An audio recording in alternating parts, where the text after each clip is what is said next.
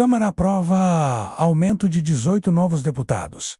Representatividade ou expansão do cabide. Enquanto o brasileiro aperta o cinto para sobreviver, o Congresso quer mais 18 cadeiras no paraíso dos privilégios. Dizem que é por representatividade, mas o cheiro é de mais gasto, mais poder e zero vergonha na cara. Preparem seus bolsos. Na mais recente demonstração de insaciável apetite por recursos públicos, os deputados federais aprovaram no Day 6 de maio a tramitação em regime de urgência do projeto que aumenta o número de deputados federais de 513 para 531. A votação foi apertada.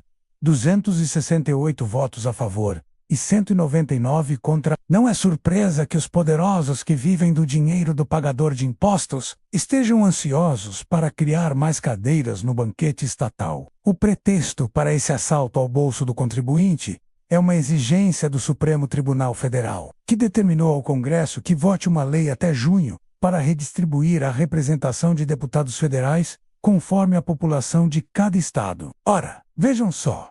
O STF, que já não se contenta em legislar por conta própria, agora dita até mesmo quantos legisladores o país deve ter. A autora do projeto, deputada Dani Cunha, do União Brasil, defende a medida com o argumento de que não aprovar a urgência seria dar um cheque em branco para se definir a distribuição das bancadas.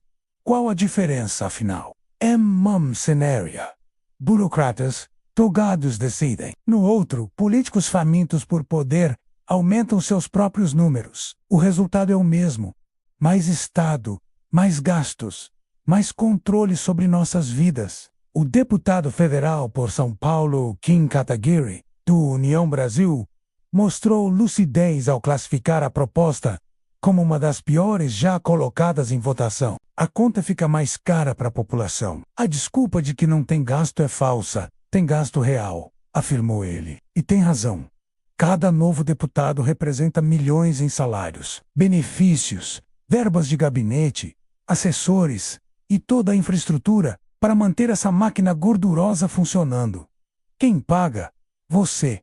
É claro, o curioso é que enquanto estados como Pará e Santa Catarina ganhariam mais 4 vagas cada, o projeto proíbe que qualquer estado perca a representação. É a velha máxima do estado. Só cresce, nunca diminui. Se a ideia era realmente ajustar a representação conforme a população, por que não reduzir o número de deputados nos estados que perderam participação populacional? A resposta é óbvia. Político não vota para diminuir o tamanho do próprio ninho. O relator, deputado Damião Feliciano, tenta minimizar o absurdo ao dizer que seria um acréscimo modesto de 3,5%, enquanto a população nos últimos 40 anos cresceu mais de 40%. O argumento ignora convenientemente que a tecnologia atual permite muito mais eficiência com menos recursos. Um deputado hoje, com internet, assistentes digitais e sistemas de comunicação instantânea, pode representar muito mais pessoas do que um deputado que atuava em 1980, a justificativa mais escancarada. Porém, veio quando o relator admitiu, sem qualquer pudor, que perder cadeiras significa perder peso político na correlação federativa. Portanto, perder recursos. Traduzindo do politiquês, é uma disputa por dinheiro público, não por representatividade. Feliciano ainda teve a audácia de argumentar que a perda de representantes significaria também perda de recursos em emendas parlamentares. Ora, desde quando a emenda parlamentar virou direito adquirido? A cereja desse bolo de contradições é que o projeto aprovado manterá intactas as bancadas dos 7 estados que, por critérios populacionais, deveriam perder representação.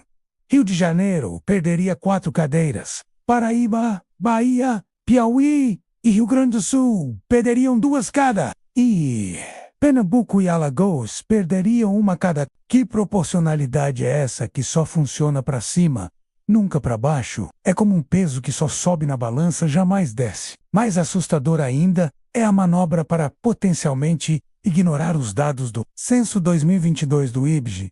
O projeto prevê que os dados serão objeto de auditoria pelo TCU e poderão ser impugnados por partidos políticos. Se o TCU não considerar os dados confiáveis, critério absolutamente subjetivo, eles serão desconsiderados. É a típica estratégia dos poderosos. Quando os fatos não favorecem seus interesses, crie mecanismos para ignorá-los. Essa distorção proposital da representatividade escancara o desprezo que nossos governantes têm pelo povo. Enquanto milhões de brasileiros lutam para sobreviver com salários cada vez mais corroídos pela inflação, nossos representantes se preocupam em criar mais 18 cadeiras no festim do poder, cada uma custando milhões de reais por ano aos cofres públicos. É muito privilégio e penduricalho que cada deputado tem. Até mesmo apartamento pago pelo contribuinte eles ganham, além de seguranças armados, assessores, auxílio combustível, paletó e alimentação. A verdade nua e crua é que não precisamos de mais políticos. Precisamos de menos Estado, menos intervenção e mais liberdade para que as pessoas possam prosperar sem o peso asfixiante da burocracia e dos impostos. Cada novo cargo público criado representa mais uma fatia do bolo produtivo da sociedade que é desviada para sustentar a máquina estatal improdutiva. O impacto orçamentário dessa brincadeira, 64,8 milhões de reais ao ano, segundo informações da própria Diretoria-Geral da Câmara. Isso sem contar as emendas parlamentares que os novos deputados terão direito de indicar. Alguns deputados tentaram, de forma risível, argumentar que esse custo seria absorvido pelo orçamento da Câmara, como se o dinheiro da Câmara brotasse em árvores no jardim do Congresso e não saísse do bolso do pagador de impostos. Para piorar, essa mudança repercutirá também nas assembleias estaduais, que têm seu número de deputados vinculado ao da bancada federal. Como determina a Constituição, estados que aumentarem sua representação federal terão que aumentar proporcionalmente suas assembleias legislativas. É o efeito cascata do inchaço estatal.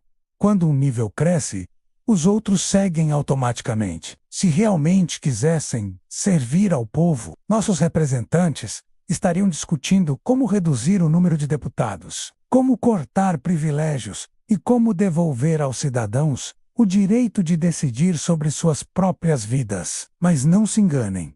Para a classe política, o importante não é representar o povo, mas sim perpetuar e ampliar seu próprio poder. A aprovação da urgência desse projeto é apenas mais um episódio da novela interminável da expansão estatal brasileira. E como sempre, somos nós, os pagadores de impostos, que financiamos essa produção de péssima qualidade e final previsível.